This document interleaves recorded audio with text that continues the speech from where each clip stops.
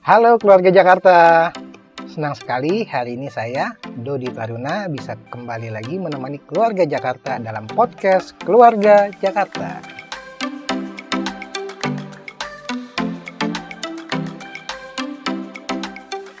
Jakarta hari ini terus bergerak menuju kota global, kota yang modern, berdaya saing, dan juga inklusif.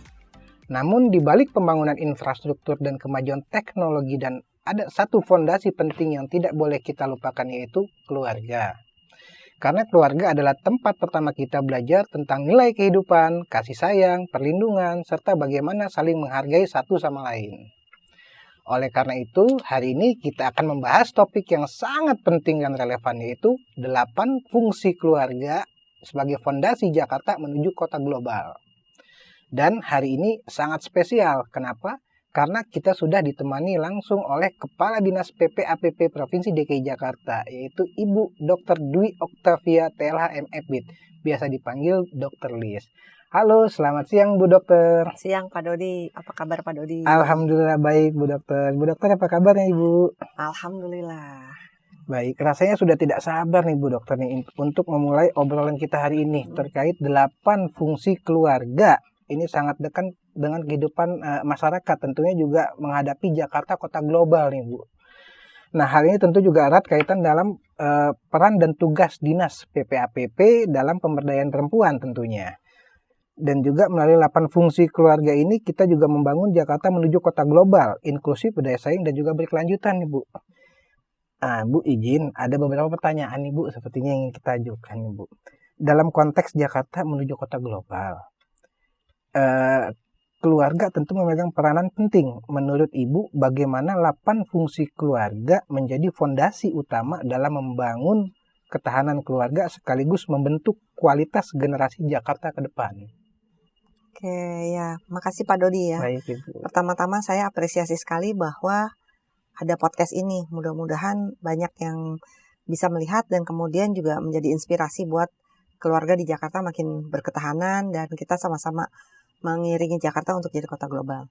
Pertama kalau kita bayangin di pandangan umum ya, manusia lah gitu ya, atau warga.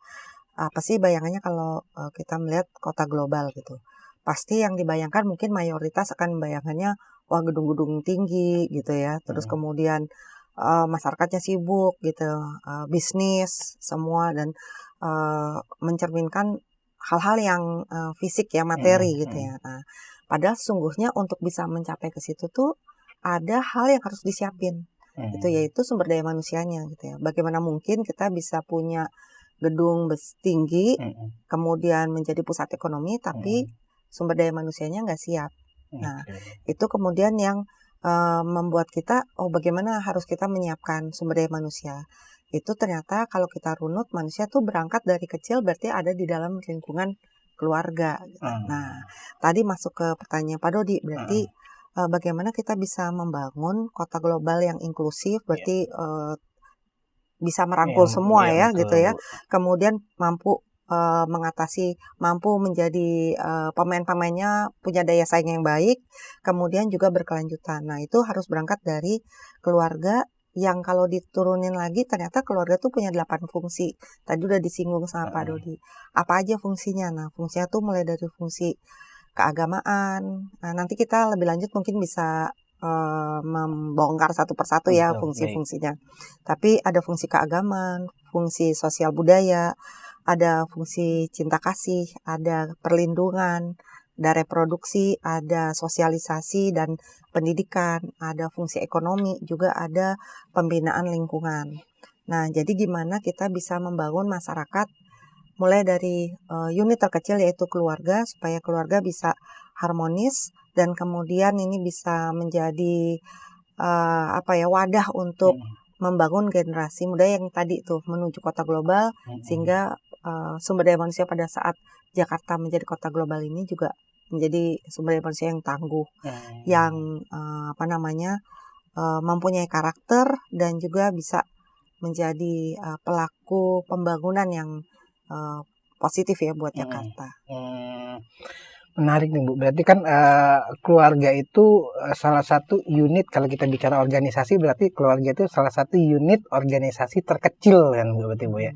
Jadi memang sih kalau kita bicara kota global atau mungkin keluarga kita kaitkan dengan kota global, berarti ada nggak sih Bu impactnya kalau misalnya si apa namanya keluarga itu tidak harmonis, tapi berimpact kepada kinerja atau organisasi yang akan apa namanya dia jalankan di kantor atau mungkin di kalau kita bicara perangkat daerah atau apa gitu kan Bu, biasanya kan ada impactnya Bu ya. Saya rasa impactnya besar ya. Kalau keluarga harmonis atau kalau kita berangkat kerja aja ya, kalau dalam suasana yang menyenangkan, nggak ada masalah di keluarga pasti, dan itu menjadi sebuah menjadi culture-nya keluarga tadi, keluarga yang harmonis, maka pasti anggota keluarganya, ayah ibunya termasuk anak-anaknya itu mempunyai rasa aman, bisa mengemukakan pendapat, bisa berinteraksi dan punya nilai-nilai yang positif. Sehingga itu juga akan dibawa ke dunia kerjanya. Selain juga saat berinteraksi dengan lingkungan lainnya. Tapi kalau keluarganya tidak harmonis, mungkin ada pertengkaran, ada kemudian tidak terbiasa untuk saling mengeluarkan pendapat, tidak ada kesempatan bercerita. Nah, maka akan muncul juga manusia-manusia ya kasarnya, anggota keluarga tadi pada saat keluar dari rumah juga sama ya, akan menjadi menunjukkan rasa dia orang yang insecure ya, rasa yang tidak aman gitu. Kemudian tidak bisa mengelola emosi dengan baik, juga tidak bisa membuat prioritas, tidak bisa berkinerja, ya akhirnya terbawa juga ke tempat kerjanya juga dia tidak besar kemungkinan dia juga tidak bisa kemudian menjawab tantangan di pekerjaan dengan baik gitu ya, karena di rumahnya masalah-masalah di rumahnya juga tidak selesai, belum selesai, dan itu mau secara tidak sadari mungkin dia terbawa ya dengan kehidupan di luar rumahnya saat bekerja maupun saat berada di lingkungan lain. Ya, tadi Ibu katakan fondasi pertama keluarga itu agama Bu ya. Nah, itu apakah itu memang menjadi salah satu fondasi utama dari 8 Bu? 8 item kan kita tadi Ibu sampaikan ada 8 fondasi keluarga, fungsi keluarga. Salah satu yang pertama itu kan adalah agama. Nah, memang apakah itu menjadi salah satu basic dasarnya Bu dalam fondasi keluarga kita atau mungkin keluarga, ataukah memang ada dari 8 itu yang menurut Ibu lebih utama dibanding yang tadi agama itu? Ya. Kalau menurut saya sih agama harus menjadi yang utama dulu ya di keluarga ya, supaya kemudian semua anggota keluarga tadi bisa menjalankan fungsi keluarga yang lainnya, yang 7 lainnya itu berangkat dari nilai agama yang mereka anut gitu. Sehingga ya ini juga kita dari kecil juga semua selalu sudah mendapat pendidikan, pengetahuan duluan gitu ya di keluarga, bahkan sebelum kita sekolah itu tentang agama. Jadi tiang agama menurut saya itu menjadi menjadi yang utama dulu, bagaimana keluarga bisa pada saat nilai-nilai agama diterapkan dengan baik di keluarga, maka harusnya nilai lain kemudian fungsi 7 fungsi lainnya juga bisa lebih mudah, lebih baik bisa dilaksanakan atau dijalankan oleh keluarga tadi, karena orientasinya orientasi yang ke nilai ibadah dari keluarga, tujuan keluarga itu mau dibangun. Iya, nah menarik nih Bu.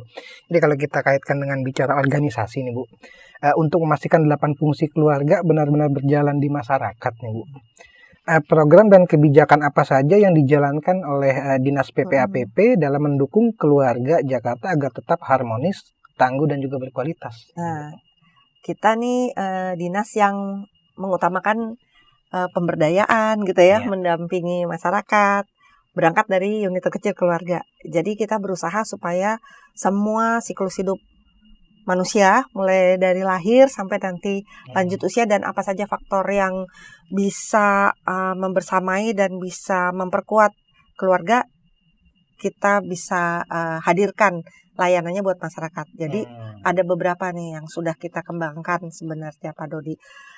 Yang pertama kita punya sebenarnya bina ketahanan keluarga nih istilahnya ya, itu konsep besarnya. Bagaimana keluarga bisa kita dampingi sama-sama.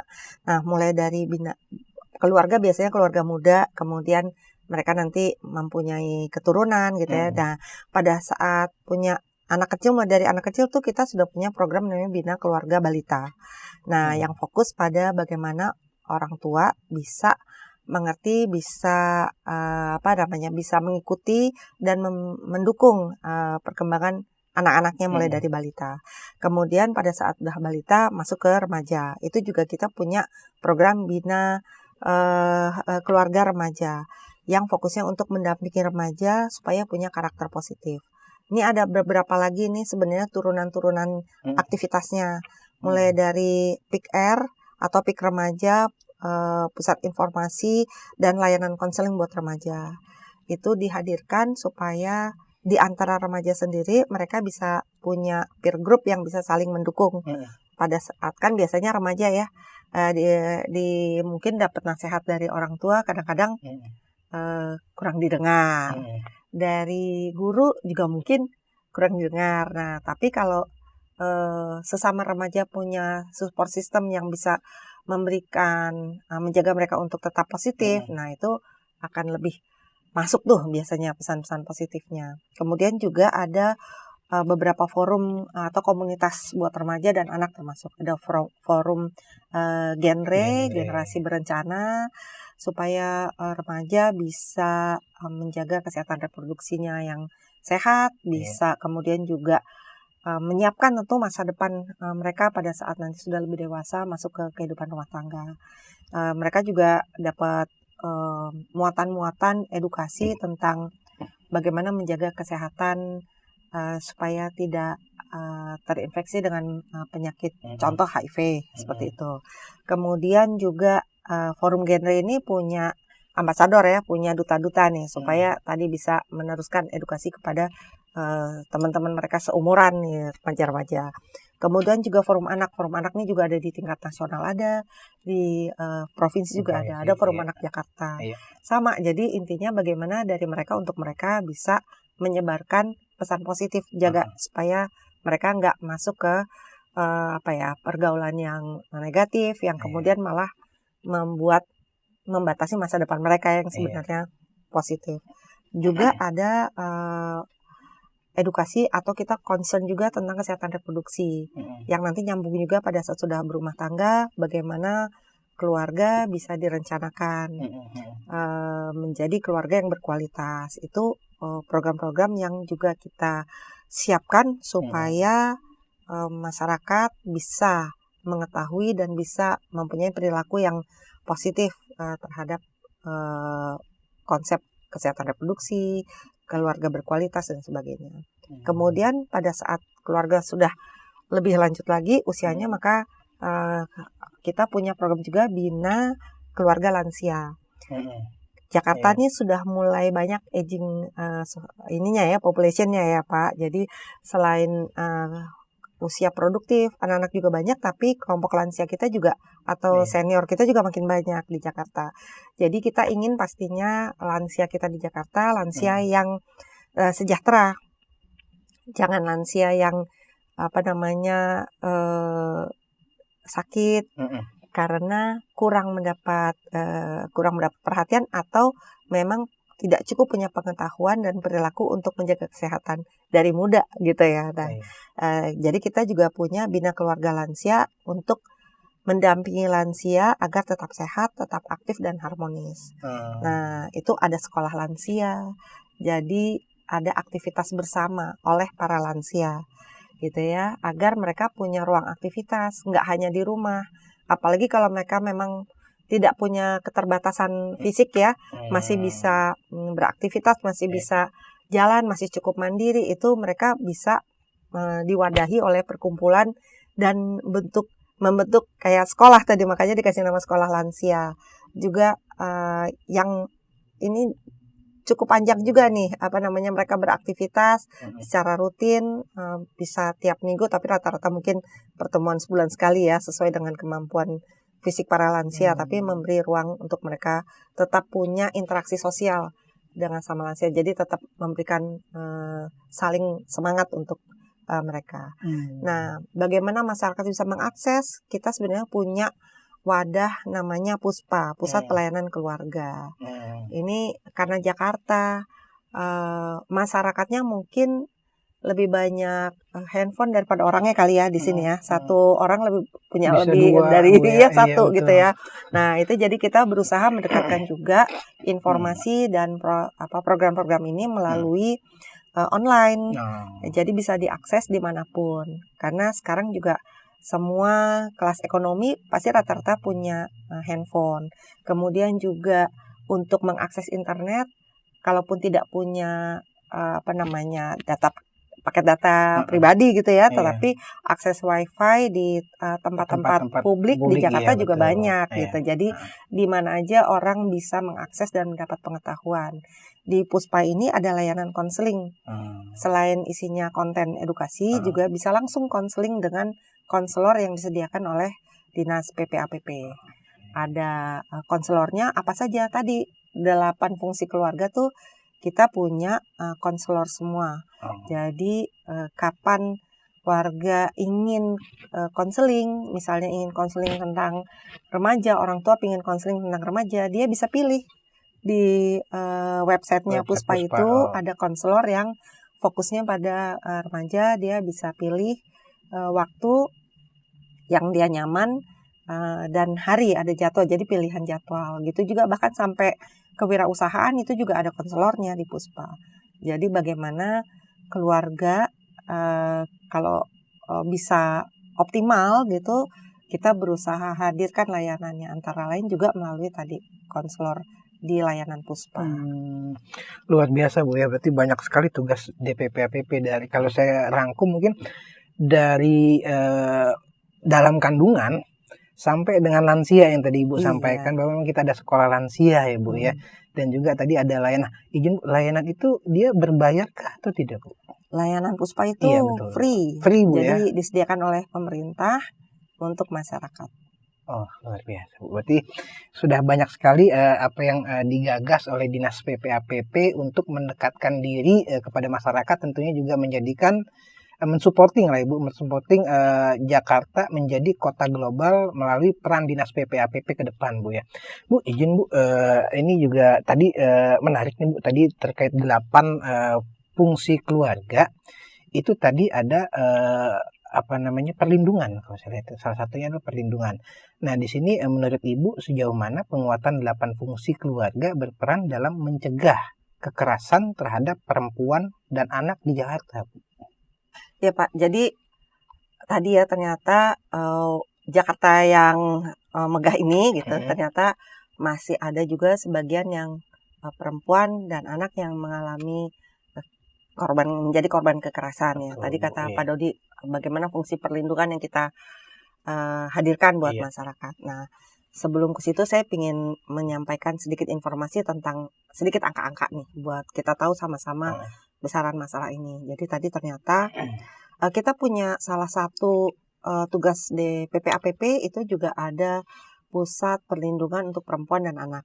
Ada ini UPT yang memang fokus pada pemberian perlindungan, pendampingan pada korban kekerasan baik perempuan maupun anak. Jadi semua laporan yang kita terima, baik yang dari masyarakat langsung atau dari stakeholder kita, misalnya dari kesehatan atau dari kepolisian atau dari sektor lain yang mengetahui ada tindakan kekerasan yang menyebabkan korban pada perempuan atau anak, itu biasanya akan diteruskan laporannya kepada UPT PPPA kita.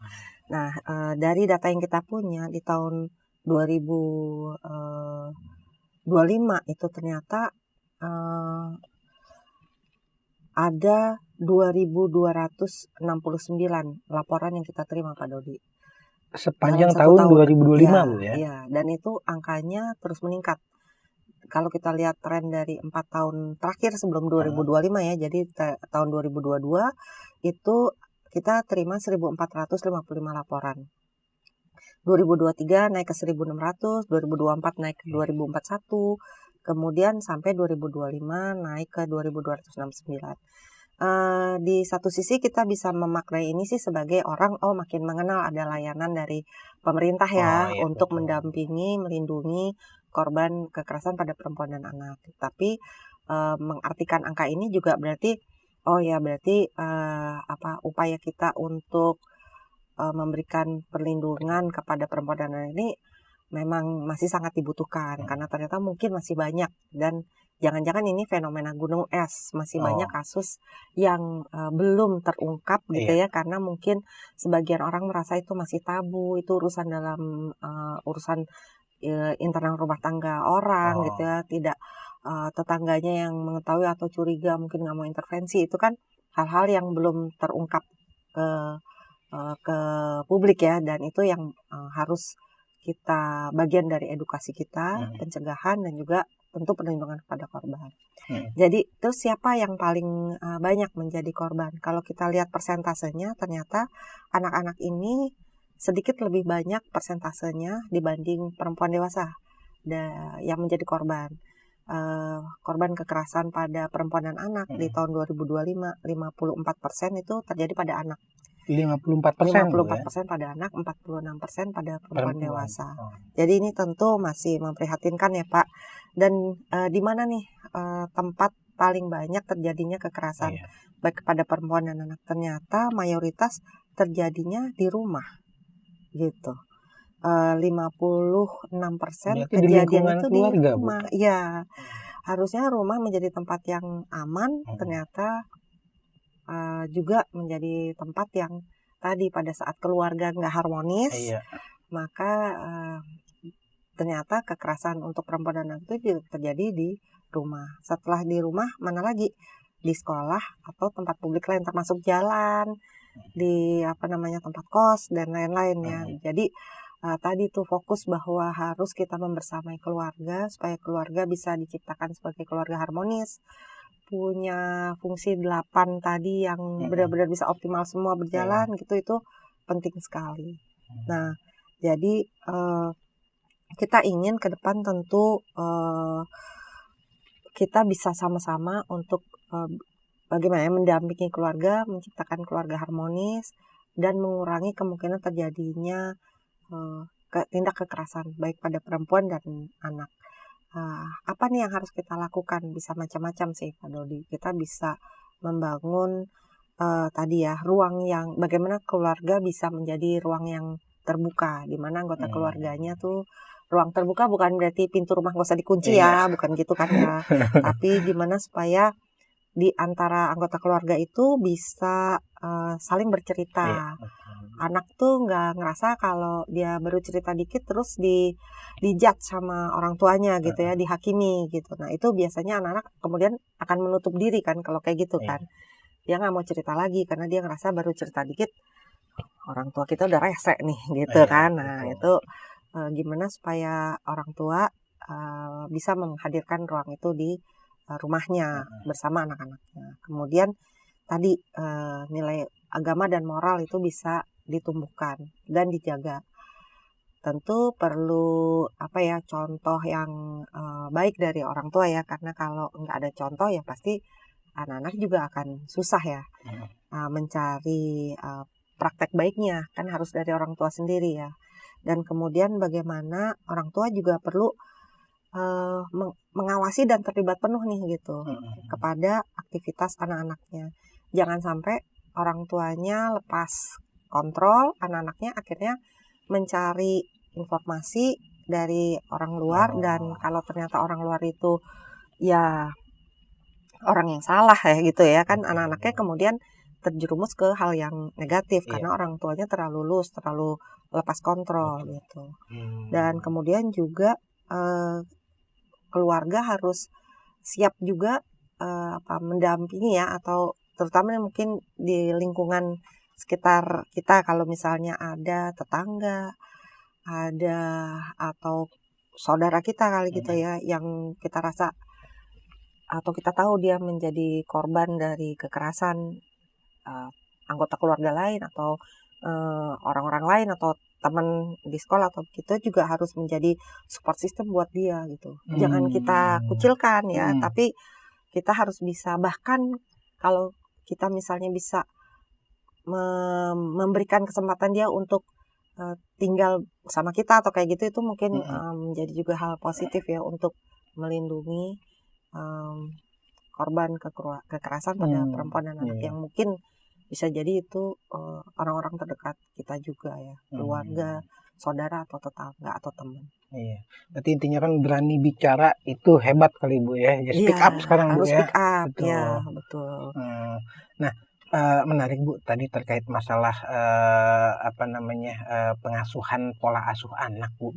Nah, kita kaitkan dengan perkembangan teknologi ini Bu. Nah, perkembangan teknologi dan juga media sosial yang begitu luar biasa masifnya, lancarnya, pesatnya, kan cepat sekali ini Bu. Bagaimana tantangan era digital yang mempengaruhi pelaksanaan 8 fungsi keluarga, khususnya dalam menjaga ketahanan keluarga di Jakarta Bu. Nah, terutama kalau di sini mungkin saya fokusnya kepada bagaimana kita menyikapi media sosial yang begitu masif terhadap perkembangan yang ada dalam keluarga, halnya anak mungkin Bu ya. Jadi emang susah-susah gampang ya. Anak-anak tuh kadang-kadang mungkin literasi digitalnya jauh lebih cepat daripada orang tuanya kan ya Pak. Nah, betul. Kita kadang-kadang buka medsos aja bingung gitu ya. Nanyanya sama anak nih gitu. Nah, itu tentu perlu orang tua harus harus bijaksana. Tentu pada saat anak masih terlalu kecil ya, orang tua harus jangan mengenalkan media sosial atau gadget kepada anak gitu ya. Usia yang dianggap cukup ideal untuk anak mulai diperkenalkan ke gadget itu 12 tahun. Nah, jadi itu pun nggak dikasih gitu aja ya. Jadi harus tetap dibatasi gitu Bu ya. Iya, di bawah pengawasan orang tua gitu. Dan kemudian pada saat anak-anak itu menggunakan gadget, kan mau nggak mau dia terpapar dengan internet gitu ya, lihat berita-berita. Nah, itu juga orang tua harus lihat nih apa yang dia lihat nih gitu. Jangan sampai nggak dibatasin, nggak didampingin, ternyata anak masuk ke konten-konten yang sifatnya konten negatif. Betul. Atau kemudian konten-konten yang kemudian bisa membuat anak ini menjadi korban dari cyberbullying kayak gitu. Nah, itu peran orang tua besar. Mungkin bisa dibuat setting di handphone untuk dibatasi supaya anak-anak tidak melihat termasuk konten-konten misalnya yang berbau pornografi dan sebagainya. Di situ orang tua harus waspada. Dan kalau sampai anak tanpa sengaja kemudian mengakses konten itu, orang tua juga kemudian harus bisa memberi penjelasan kepada anak bahaya dari konten tersebut dan untuk tidak lagi kemudian mengakses konten tersebut ya. Kemudian orang tua juga perlu bikin kesepakatan sama anak nih screen time-nya, karena kalau sudah dibiarkan akhirnya si anak ya akan terus-terusan ya ngelihat semua konten medsos gitu, karena pasti menarik ya. Dan itu kemudian bisa berjam-jam. Nah, ini juga sebenarnya sangat berisiko buat anak ya. Dia bisa masuk ke dunia maya yang udah kayak hutan belantara kan. Betul. Semua bisa dia lihat gitu. Dan kemudian pengaruh juga kepada kesehatan dia ya, nggak cuma kesehatan mata tapi juga jiwa, emosional, kemudian juga perkembangan anak juga pasti akan terganggu kalau terus-menerus kemudian anak tidak ada batasan menggunakan gadget dan mengakses media sosial tanpa batas gitu. Jadi saya rasa orang tua harus mendampingi anak untuk menggunakan gadget dan media sosial yang bijaksana. Berarti memang sangat diperlukan peran orang tua Bu ya, karena memang sekali lagi ya intinya pondasi utama yang awal mungkin ya, pondasi pembentukan karakter seorang anak itu diawali dari rumah tadi, keluarga ya Bu ya. Baru nanti mungkin yang sekundernya itu adalah sekolah dan lain sebagainya Bu ya. Nah, ini menarik Bu. Kita punya 300 324 RPTRA nih Bu kan. Nah, kita kaitkan lagi dengan gadget gitu kan Bu. Apakah mungkin RPTRA yang kita bangun ini jangan sampai sia-sia nih Bu ke depan, karena memang sekarang kalau kita lihat banyaknya anak yang lebih seneng bermain dengan gadgetnya Bu, atau mungkin entah handphone atau tab dan lain sebagainya Bu. Nah, kita punya ratusan kan Bu, 324 RPTRA yang tersebar di 5 wilayah kota dan juga 1 kabupaten Bu. Nah, ini juga ada kader Dasawisma, kita katanya punya puluhan ribu ya Bu ya kader Dasawisma kita. Nah, saya menyediakan ruang pendampingan. Langkah konkret apa sih yang dilakukan kedua belah pihak ini untuk memperkuat 8 fungsi keluarga di Jakarta Bu? Nah, ini berkaitan lagi dengan yang tadi nih Bu, gadget dan lain sebagainya nih Bu. Oke, jadi tadi Pak, kita ada konselornya, ada perlindungan kepada perempuan anak UPT-nya, juga sebenarnya kita bahkan menyediakan juga nih ruang publik terpadu ramah anak RPTRA ya, yang 324 lokasi tadi di Jakarta. Di RPTRA itu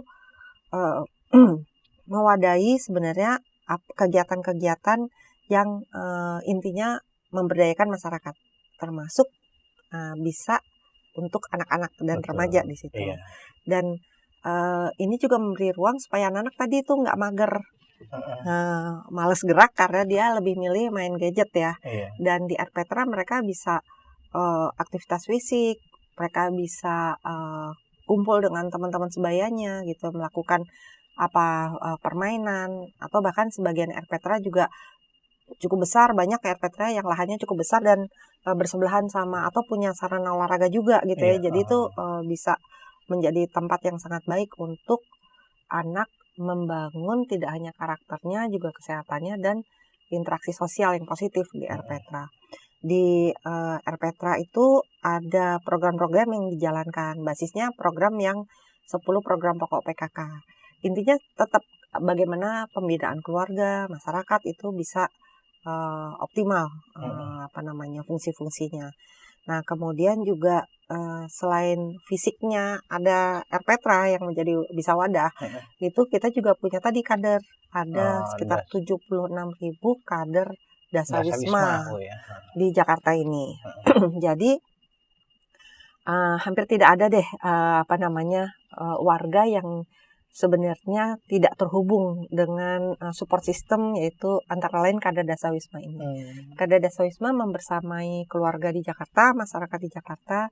Mereka mulai dari melakukan pendataan untuk warga Jakarta, tapi di luar itu mereka yang utamanya juga justru mendampingi bagaimana warga di Jakarta bisa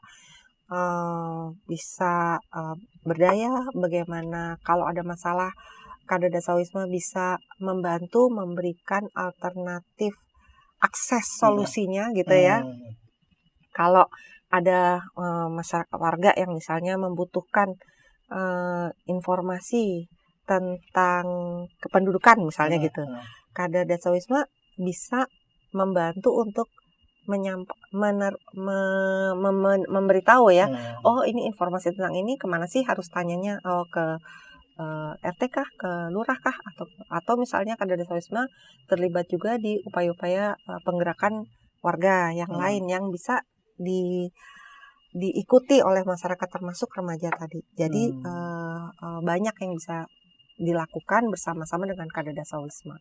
Kader Dasawisma juga modern, mereka pakai alat bantu kerja yang sudah perangkat digital dan terhubung juga dengan kita di DPP APP, juga dengan diakses juga oleh lurah atau perangkat setempat. Jadi informasi yang disampaikan atau informasi yang dibutuhkan juga dengan cepat bisa dicari dan ditemukan jawabannya ya melalui kader Dasawisma, melalui perangkat kerja perangkat aktivitasnya para kader yang memang sudah digital.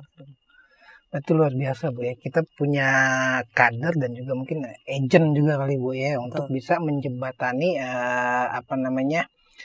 apa-apa yang menjadi core kita di seluruh masyarakat DKI Jakarta tentunya Bu. Nah, memang sangat relevan dengan kita atau Jakarta menuju kota global ke depan. Sebenarnya sudah sangat siap sekali kita. Tinggal nanti kita bagaimana memaksimalkan fungsi-fungsi peran kita di DPAPP dan juga kader-kader kita untuk dapat menuju ke arah Jakarta kota global tentunya Bu ya.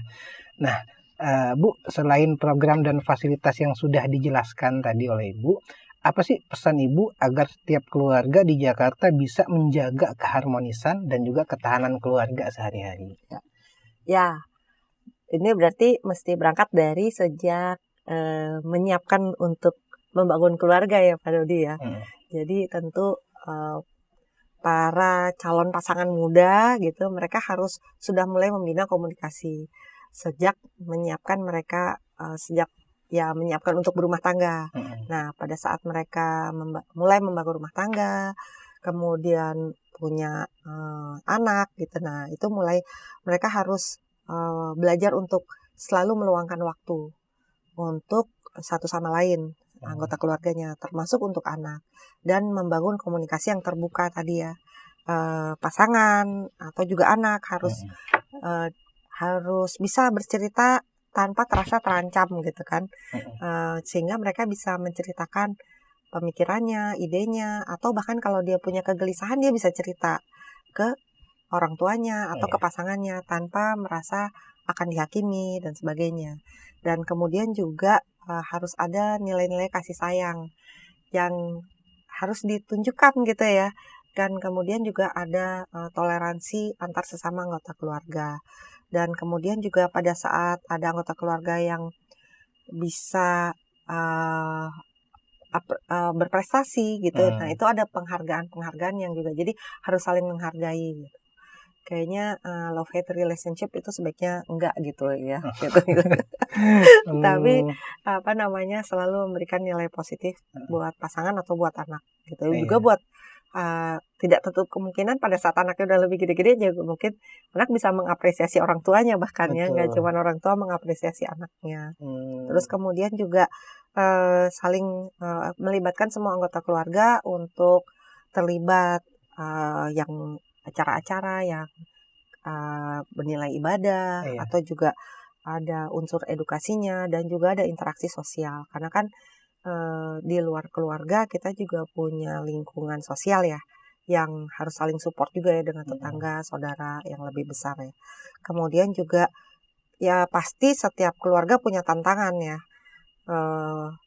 Di awal-awal tahun pernikahan, di tahun masuk tahun ke puluhan, ke belasan, ke puluhan gitu kan selalu ada saja gitu. Nah, itu setiap tantangan tadi mudah-mudahan justru dibuat sebagai upaya untuk memperkuat keluarga itu tadi gitu. Jadi bisa selalu belajar dari pengalaman dan diambil sebagai sebuah pembelajaran gitu Pak. Ini juga kita sebagai bagian dari anggota keluarga kita masing-masing ya terus harus sama-sama berusaha menjalankan nih Pak, nggak cuma kita buat masyarakat aja nih. Iya, betul. Wah, tidak terasa nih Bu, sudah masuki akhir dari pertanyaan. Apa pesan atau ajakan yang ingin Ibu sampaikan untuk keluarga Jakarta agar bersama-sama menghidupkan 8 fungsi keluarga sebagai fondasi menuju Jakarta menjadi kota global, Bu? Pesan saya untuk seluruh keluarga Jakarta, mari kita sadari Jakarta menuju kota global yang inklusif dan berdaya saing itu tidak hanya diukur dari bangunan-bangunan yang tinggi, dari infrastruktur, tapi bagaimana juga kita bangun Jakarta dari keluarga yang merupakan unit terkecil di masyarakat, keluarga yang bisa berkembang dengan optimal.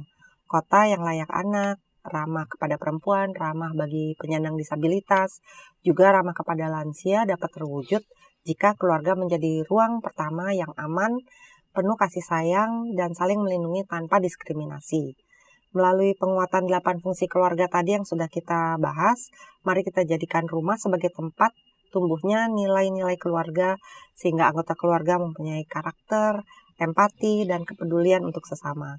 Dari keluarga yang harmonis dan inklusif akan lahir generasi yang sehat, berdaya, dan saling menghormati perbedaan, sehingga siap membawa Jakarta menjadi kota global yang manusiawi, inklusif, dan berkelanjutan.